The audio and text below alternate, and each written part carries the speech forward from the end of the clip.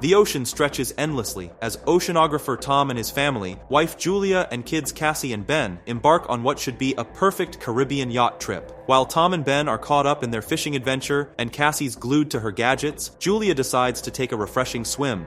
That's when things get weird. Julia can't shake this creepy feeling that something's off. The sea looks peaceful enough, but her gut tells her something massive and dangerous is lurking nearby. Back on the yacht, the instruments go haywire, but Tom's too focused on his fishing to notice. Things take a terrifying turn when Julia starts struggling in the water. She's being pulled away from the yacht by some mysterious force, her screams lost in the vast ocean. Finally, Tom hears her desperate cries. He springs into action, steering the yacht toward his wife and diving in to save her. With the kids' help, they manage to pull Julia back to safety. Once she catches her breath, Tom gives her an earful about swimming alone. It's their golden rule after all, but hey, the day must go on, especially since it's Ben's big 13th birthday. Soon they're back to celebrating, with Tom lighting up the birthday cake and everyone showering Ben with presents. Cassie even snaps a perfect family photo to capture the moment. The celebration gets interrupted when Cassie's boyfriend calls. As they're chatting about Julia's scary swim, the weather takes a dramatic turn. A massive storm comes out of nowhere, making Cassie worried sick about her boyfriend. He tries to calm her down, insisting he's fine, but then, click, the call drops.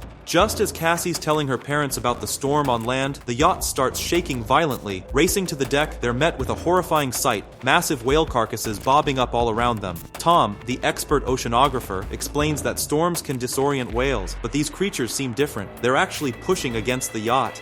In a brave, or maybe foolish move, Tom dives in to investigate. He comes back bleeding. Turns out he had a nasty run-in with the propeller while checking out the damage. As Julia patches him up, Tom breaks the bad news. The yacht's shafts are bent, probably from a whale tail hit. They're basically stuck in the middle of nowhere. Things go from bad to worse. There's no phone signal, the radio's dead silent, and they've only got enough water for 4 days. Tom tries to stay optimistic. They're on a shipping route. Someone's bound to find them, right? But then the sky puts on a terrifying light show. Glowing objects start falling from above, and they're getting closer. Tom makes a desperate move, firing up the damaged engine to dodge what turns out to be actual satellites crashing down around them. The wind picks up, the instruments are going crazy, and the family huddles inside as their yacht gets tossed around like a toy boat. With life jackets on and hope running low, their night gets even weirder. A strange ringing sound fills the air, making everyone sick and dizzy. Tom's last-ditch flare gun attempt disappears into the chaos of the storm. As the family clings to each other, one thought hangs in the air. Dawn breaks, and our family's relief at surviving the night quickly turns to shock. Their yacht now sits precariously on a rocky outcrop, sporting a massive hole in its side. But that's not even the craziest part. The ocean? It's just gone. In its place stretches an endless stony desert, as far as the eye can see. Tom, ever the scientist, makes a chilling discovery. The compass is going haywire, pointing north in completely the wrong direction. His grim conclusion? The Earth's magnetic poles have shifted, something that hasn't happened for millions of years. The implications are devastating. The seas have literally changed places with the land, likely wiping out most of humanity. This news hits everyone differently. Cassie bolts to the cabin, needing space to process. Julia, practical as ever, starts counting their remaining supplies. And little Ben, he releases colorful balloons into the sky, a hopeful signal to any survivors out there. Just when all seems lost, Tom's radio crackles to life. A voice responds. It's Nuto, captain of a small submersible. He and his crew survived by being deep underwater during the catastrophe, but his news isn't all good. According to Nuto's calculations, they've got about a week before the sea comes rushing back with a vengeance. His advice? Find high ground and fast. As Julia gets the kids packing, Tom asks Nuto the question that's weighing on everyone's minds. Can he save their children? The captain's response is heartbreaking. With his partner gone and limited space in the submersible, he can only rescue one person. Now the family faces an impossible choice. Just as hope appears on the horizon, with Tom convincing Nuto to rescue both children, fate deals a cruel hand. As the family prepares for their journey the next morning, an unexpected visitor appears. A man with a dog, stumbling across the desert wasteland. Tom, still holding on to his humanity, offers the injured stranger some water, but this act of kindness becomes his undoing. In a shocking turn, the man strikes Tom in the face and before anyone can react, drives a makeshift spear into his chest. Julia watches in horror as her husband falls, kept at bay by the stranger's snarling dog. With her world crumbling, Julia makes a split-second decision. Despite her injured arm, she races back to the yacht, the killer in hot pursuit. The children, hearing their mother's terrified screams, help her barricade the cabin doors. In a desperate move, Julia hides Cassie and Ben in a locker, pressing the flare gun into her daughter's trembling hands with a whispered warning, only as a last resort.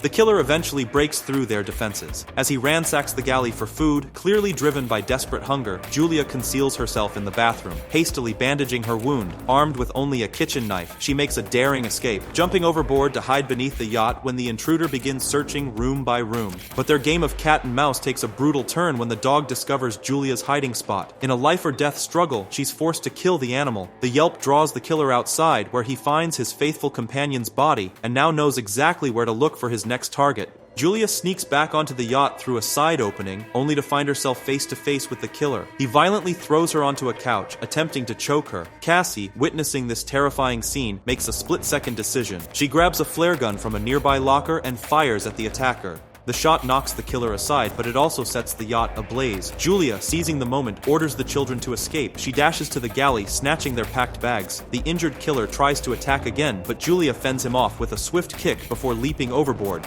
On the deck, Ben discovers his father's lifeless body. Cassie runs to him, overcome with grief. Julia pauses to kiss her husband goodbye, but the sight of the killer jumping from the burning yacht spurs her into action. She grabs the children and flees as the boat explodes behind them. The family races across the rocky desert, eventually finding refuge in a canyon with a stream, but their hope is short-lived. The water is too salty to drink. Cassie shares her meager water supply with Ben, who refuses, blaming himself for the killer's appearance.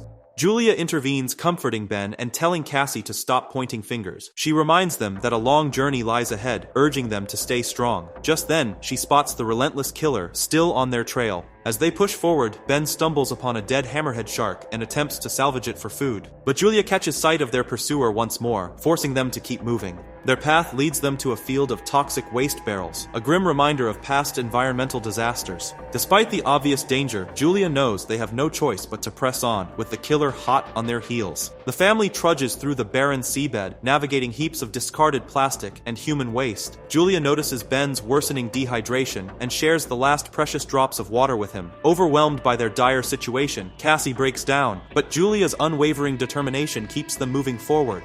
Their journey leads them to an unexpected sight, the wreckage of a long-forgotten plane crash. Seeking respite, they crawl inside the fuselage. Julia pulls out a cherished family photo, sharing the tale of her first encounter with Tom, a chance meeting at her hospital when he was treated for decompression sickness. Tears flow as the children remember their father, saying their final goodbyes. In the stillness of night, Cassie wakes to a strange noise. She steps outside, seemingly unaware of the danger lurking in the shadows. The killer approaches, falling for her trap. Just as he's about to strike, Julia ambushes him, her knife finding its mark. As dawn breaks, the family prepares to resume their arduous trek. However, a chilling discovery awaits them. The killer's body has been ravaged, hinting at an even greater threat lurking in the desert wasteland.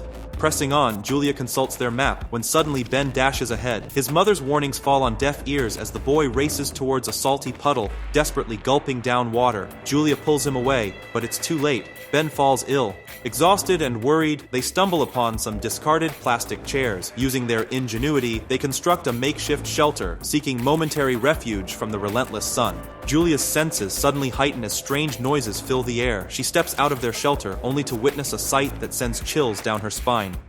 Urgently, she rouses the children, fully aware of the new danger they face. They sprint across the desolate landscape, their eyes fixed on a large ship in the distance. Surrounded by scattered containers and a few wandering souls, it seems to offer a glimmer of hope. Julia calls out desperately, but her pleas fall on deaf ears as the strangers, spotting an army of giant crabs, lock themselves in a container.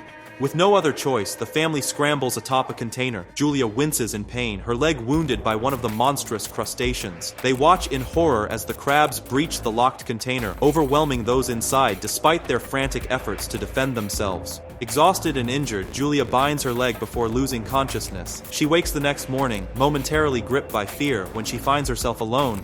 Relief washes over her as she realizes the crabs have moved on, and the children are merely scavenging for supplies.